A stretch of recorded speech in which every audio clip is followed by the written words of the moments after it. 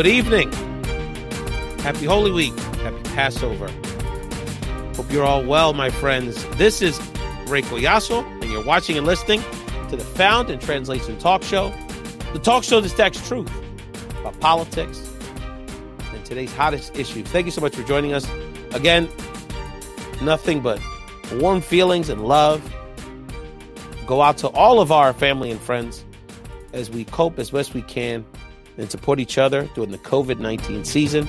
And today's episode is dedicated to many people, but ultimately dedicated to the mental and spiritual health of the Found in Translation community. Again, this is Josue Collazo. Thank you so much for joining us. On Ride or Dies, you can download and subscribe anywhere you can download Found in Translation podcast or listen to the program at WPPMLP 106.5 FM radio in Philadelphia, hashtag People Powered Media. Let's just go right to this conversation. We have some incredible guests that are going to support us again to really ground us in our health, our mental and spiritual health during this very trying time.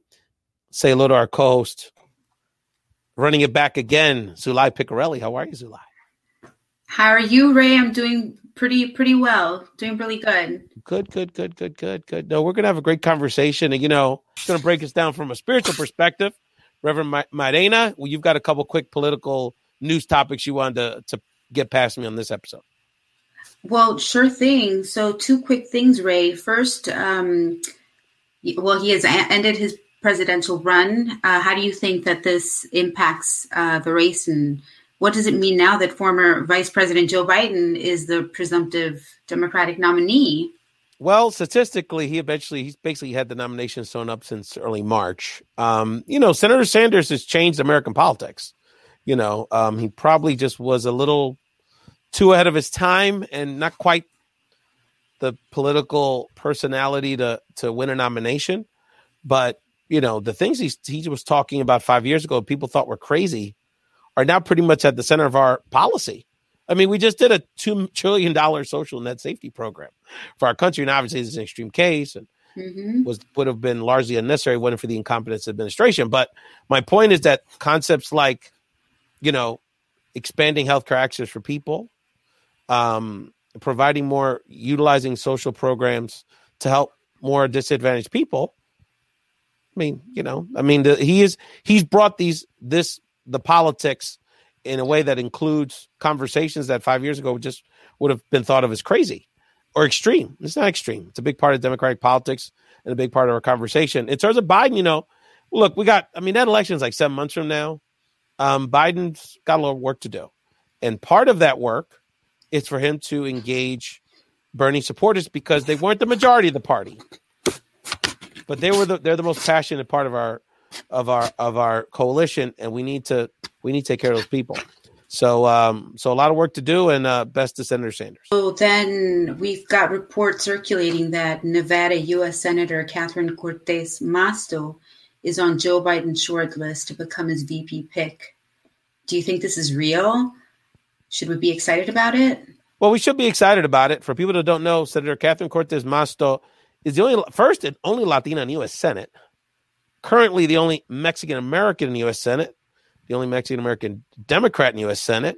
If you're not from the Southwest or from Nevada, you probably don't know much about her because she's got a very low-key kind of personality, but a very, very strong, just a very, very strong candidate. Someone that could definitely be a vice president. No question about it. She was the former attorney general of the state of Nevada when she was before being a senator, she was the attorney general, and she did a lot of work around consumer financial protection work, making sure people weren't screwed on their mortgages. Did a lot of work around sex trafficking, preventing and prosecuting sex traffickers. So this is a woman of very high caliber, very clean. There's no scandals. You don't got to worry about her. And my sources are telling me she's definitely going to be in that top 2 or 3. But the question is going to be, does she have the charisma? And she doesn't have the name recognition like a Senator Harris or even like a Senator Klobuchar would. So will that hurt her in the end to deny the nomination?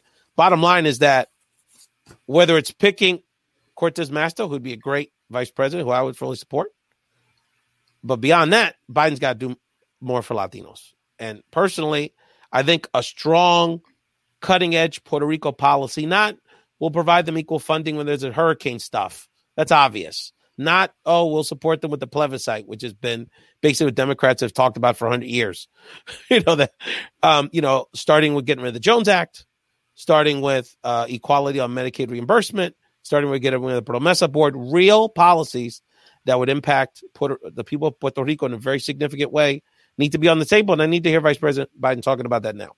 So he's got a lot of work to do, but obviously, we're going to ride with him. Unfortunately, many people voted for him because he literally and figuratively is the ghost of Obama. So now he's going to have to become the real Joe Biden here. The one that we know he can be, but he's got some work to do. Let's bring on a very special guest. And Sulaih, I believe you're going to introduce him. Hello, Reverend. How are you? Happy Holy Great. Week and happy Passover to everyone out there. We wanted to take this time to reflect on how we can regroup in our faith and beliefs during the most holiest of times, and to help us reflect on how to think about faith during COVID-19. We are honored to welcome the pastor of West Kensington Ministry, Reverend Adan Mairena, to Found in Translation Talk Show. Thank you for having me. Glad you're feeling better, Rafael, and thank you again always for keeping our community informed in a responsible way, and for keeping us updated on what seems to be a time where things change every hour. So you guys are really doing a great job. It's interesting. You mentioned Passover yesterday. Our Jewish brothers and sisters began the Passover. Absolutely. And the Passover included plagues, right? It included plagues and droughts and famine and a lot of death. So it's our times are, sometimes, we could say there's nothing new under the sun, right? So here we are experiencing, in a sense, what they experienced 4,000 years ago. We're reminded of that story. The followers of Christ were starting to multiply everywhere. By this point, they were already in Rome and Spain. A lot of the early Christians, a lot of them were scientists as well, and a lot of them were doctors. So from the beginning, Christians, unlike other people of different faiths, whenever there was a plague or whenever there was something horrible festering among the land, the wealthy people and Christian for the most part, or Jewish, would leave. Like, they would run to the hills, right? It's like the lepers, right? The lepers were asked to leave the city, and they were not allowed to. And shown us these things would take place. The Christians instead saw this time as a time for them to step up, and they would take care of their neighbors, and they would nurse them. And ultimately, that's why a lot of Christian, because they said, weird people, you're not part of my tribe, you're not part of my clan, and here you are caring for me when you can infect yourself. So, they'd be asked this question, and they'd respond, well, our teacher taught us this, that we're supposed to love each other and take care of each other, and our teacher even touched the lepers and those who were unclean, and I'm seeing that as a response that a lot of Christians are doing nowadays. I'm working with churches that I've never worked with before. Like Rafael, Kensington is like we have socioeconomic differences, cultural differences, but yet right now we're working together in providing thousands and thousands of pounds of food to people. I mean, the church, we have become a distribution center. Just today, we gave away 700 on Monday as well. So as the doctor was speaking, like, we're all tired. We're all tired. We're all working hard, adapting. But that is the response that the church is taking. The early church, from its Judaic roots, we know Christianity. Jesus was a Jew, so from its early days was clear on that in times of need like this, in a responsible way, like going back to the early Christians that practiced medicine and science, it was a combination of the faith, right, of a prayer and faith and wisdom, but also being intelligent about it, like trusting the science, trusting the experts, the folks that really know what's happening. Like, I'm really upset when I see churches in the South and even around here that are still trying to congregate. And I think, Jesus saves and God heals, but we combine our faith with best practices and knowledge and science and adhering to what we're being asked to do as a part of our faith. part of our faith is to be obedient, and that's what we're called to do. I mean, we read in the book of Acts that there was a famine in Antioch, I think. Well, there was a famine, a worldwide plague, actually, famine in like the 2nd and 3rd century. And the response of the Christians in Antioch, which is not in Jerusalem, right, was for them to collect food and money and to go share.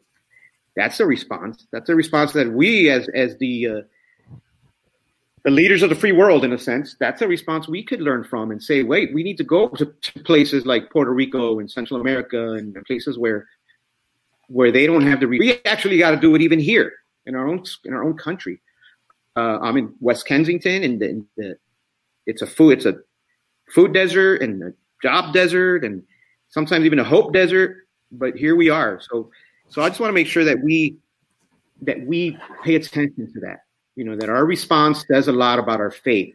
This is no time for churches on themselves and how are they going to collect el diezmo and offering church.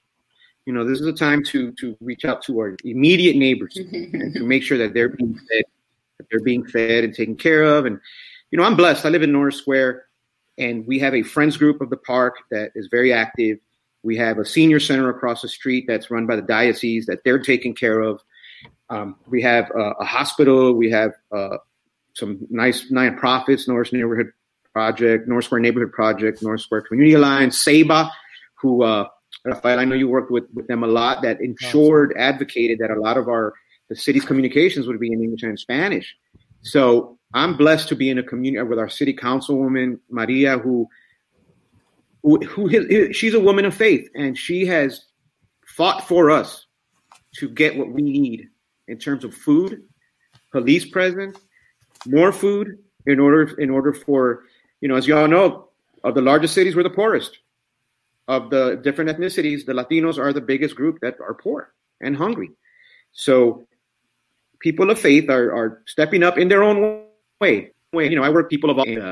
I believe, God presents God's self to everyone in the way God chooses. And God through me is Jesus Christ. So my response is to be like Jesus. And that's what's happening. And right now it's, this time of year, Lent, right? No matter Protestant, Roman Catholic. So it's a time oftentimes where we're giving up something, right? We're giving up something. We're being a little bit more prayerful. We're getting ready for Maundy Thursday when Jesus supposedly, he got arrested, betrayed, washed the feet. And normally we give something up, right? And I was thinking like, wow, normally we choose to give something up, but this has forced us to give up community, to give up connection, to give up relationships, to give up interaction. And we have been forced, like Jesus, to be in this wilderness where we don't know how long we're going to be in it, and to listen. Reverend, let's go from there. And by the way, I snapped because this is why we got Reverend Mairena on the show. This is someone that lives the lyrics and walks the walk and talks the talk, and one of my spiritual advisors as well. Reverend, so there's a lot of people out there that feel like they're in the wilderness. Spiritually, the anxiety, we talked the first half of the show, mental health, anxiety, uncertainty, right? I mean, we all want this to end, but we have no idea really how this is going to end and what will be the stages of the end, right? There's just so much uncertainty around this whole situation. Yep. So as we approach as we're in this holiest of weeks and holiest of weekends for many faiths, people of faith that that are looking to try to get some clarity from this uncertainty, share a message with them around how they should how do we reground ourselves in our spirituality at this moment? Yeah, at times like this, it's easy to say, like, why is God allowing us to suffer, right? Why is God letting this happen? And my message to that, my response to that is that the story of Jesus going to meet his friend Lazarus, who was dead. Jesus goes, and it says that Jesus is weeping, that Jesus is suffering. Jesus himself is in solidarity with us, and God is suffering with us. God is not leaving us alone. We're not abandoned. We're not forsaken. So God's presence is amongst us through neighbors. Just said that her friend went to buy food, and those acts of love are evidence of how God is working spiritually through people to get needs met. I would, in practical terms, I would say like what can lead us to a authentic relationship with, from the Christian perspective, is normally Easter is about how many eggs and chocolates and food and there's a lot of commercialization around Easter, right? And this time of year is like, wow, we can keep it simple. We can simply read the story. We can simply connect in a way that tells us what this story is about. It's about death not conquering life. It's about restoration. It's about healing. It's about the power of God, not God having the last word through resurrection, empowering us to live better lives, to connect more with each other. So this is in practical terms, we could say like, wow, what is the meaning of the resurrection in our own ways? And we have time right now. We have time to read scripture. We have time to pray or meditate or however we connect. And I appreciate, Rafael and Amiga, that you're actually lifting up spirituality, because we have forgotten that we are made up of a physical being, our mental health, and our spirit. That's a part of who we are. So recognizing that first and foremost, I'm separating, getting to the root of what does this Holy Week mean? Holy means separate. Separate is like the Sabbath. We separate one day to think of our connection with God. Again, the commercialization of our faith. This is a good time to really connect. And I would say the rituals. There are rituals that keep us grounded. That's just human psychology development, right? There are rituals. You could pray, you can light a candle, you can do the rosary. If you're Muslim, the beads, whatever you need to do. There are these rituals that exist in order to keep us connected and have a practice and just remind us of who we are. We're creations of a mysterious, living, loving creator God that has not left us alone, has not forsaken us. And again, reclaim this Easter story and have hope that we, like the doctor said, this is the end. This is not the end. Recognizing where we've been, we've never been abandoned, forsaken. So it's a message of hope. It's a message of trust. It's a message of, again, think with your mind and love with your heart, but be safe, be smart, stay home, take advantage of the time to find the better you, to connect. I mean, right? I imagine right now there's so many beautiful things happening that we are going to become aware of. There's probably someone writing one of the best novels that's ever going to be written. There's probably somebody inventing something. There's relationships, hopefully, that are being like restored. I've connected with friends from high school. I've connected with people who normally, we're too busy. We're too busy for each other. And now we're because we hunger for human connection, right? Mm-hmm. I mean, it's funny because sometimes I don't even think they're listening to what I'm saying.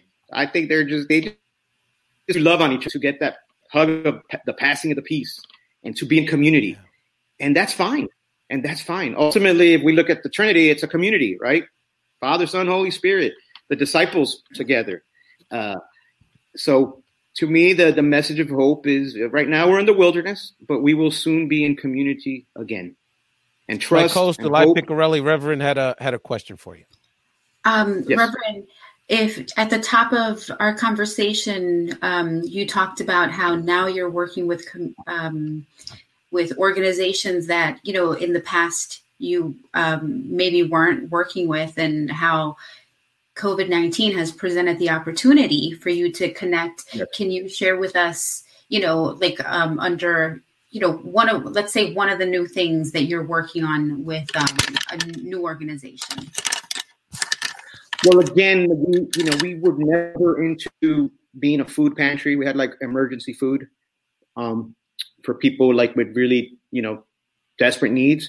But now through an organization called Easter Outreach, they normally would bring a truckload of food on Easter Saturday, and we would distribute that for families to have a meal. But now they said, because, they do this across the city, but they said, since we're not doing that, we want to stock you up twice a week. And then you get that to your people. an outreach center.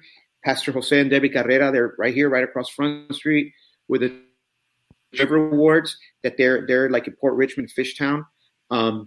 So they're bringing that amazing amounts of produce and good food. And then the city, through our councilwoman and Joanna Otero Cruz and the mayor, is getting close to 2,000 boxes of food Mondays and Thursdays we give it out 10 to 12. So, and we also now, we're delivering to our especially our ancianos.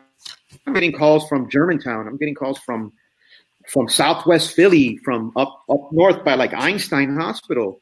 And we're delivering it. We're not asking questions. So those organizations and people's generosity and volunteers that come through, it's, again, we are not, that wasn't our business, right? That was because there's other people that do that. But now we're all doing it jointly and learning as we go. It's an impactful partnership. Absolutely. Reverend. This is definitely like having a rally around something that we do that's tangible. That's right, Reverend. And you're listening to Reverend Adan Mairena on Founding Translation. Reverend, how I got to work with you was your tremendous work you do with our young people in that part of the city. And I just wanted you to share your reflections on how are they dealing with this moment? I mean, you talk about confusing. Some of them are missing high school graduations, proms. Some of them are, how they're getting educated is sort of up in the air at this point. So, these are young people that maybe didn't have the kind of support they deserved anyway. And now they're dealing with more isolation and less resources. Yeah. So share with us how our young people are in your community are dealing with this, and any thoughts you have for people that are trying to support our young people through this process. As the doctor mentioned, we got to be a little bit more tolerant. We got to be a little bit more lenient, meet them where they are. The situation here is a lot of our young people, just like every community, there's a diversity of parenting styles. A lot of our young people sometimes are already adultified. Like they take care of their little brothers and sisters, and they're already, in a sense, although they're 12, 13, they're like 18 or 19 because they have a lot more responsibility. Are where they're not supposed to be. That's dangerous. And we have a mentoring program here at our church. It's called Building Bridges. So we have it's a new program. We have a handful of kids matched with adults, and they meet they used to meet once a week for an hour. And the purpose of the program is to disrupt the school to prison pipeline, because there's just so much connection between truancy and the criminal justice system. There's a definite connection. So that obviously they're not meeting, and the challenge is our kids don't have the tablets yet. There's the digital divide. So right now our adults, they're calling the youth just to check in on them. Hopefully as soon as they get their tablets, that they can at least see each other. Our youth, I have a young man here that he's not going to graduate. He's going to graduate, but he's not going to celebrate it. So you can tell that there's some sadness. Our young people are not going to be able to celebrate or say bye to their friends. Obviously today we learned that they're not going back at all. So my prayer, and I would ask for all of us to be mindful as well, that a lot of our youth are in homes that are not the healthiest place to be. So the church, the park, after school programs, school, that was their sanctuary. That was their safe space. And now quite a few of them are in places where I prefer them not to be, but that's where they are for now. Reverend, you also, one of the gifts you give us is the gift of music. And you always incorporated the talent and music into the ministry you do. And you actually were recently profiled, I think today, by Philadelphia Inquirer columnist Helen Ubiñas, who does so much for our community, chronicling so many important issues for us in the city of Philadelphia. So share with people a little bit about Helen's column today. That's amazing. Yeah, it came out today. It's on Philly.com. Perfect. And we have a beautiful building. Excuse me? Perfect timing. I didn't even plan it. Man, So we have a beautiful building built in the 1860s, and upstairs is just a very divine, special space. Imagine World War I, II, baptisms, funerals, weddings, celebrations taking place up there for hundreds of years. It's a big space, could fit like 600 people. So I was up there. I needed a breather. I just went up there, sat down, and we don't use it. We do everything downstairs. So I went and I took a picture and I just posted on Facebook. I said, any musicians want to play? And couple weeks later, one of my neighbors calls me, and he's a professional flutist. He plays for the chamber orchestra and he's a teaching. I mean, he's amazing. And he called me and he said, can I come? And the back of my mind, I'm thinking, great, I'm so busy. I don't want to do this. And I went upstairs and I sat down, and he played beautifully. He played some classic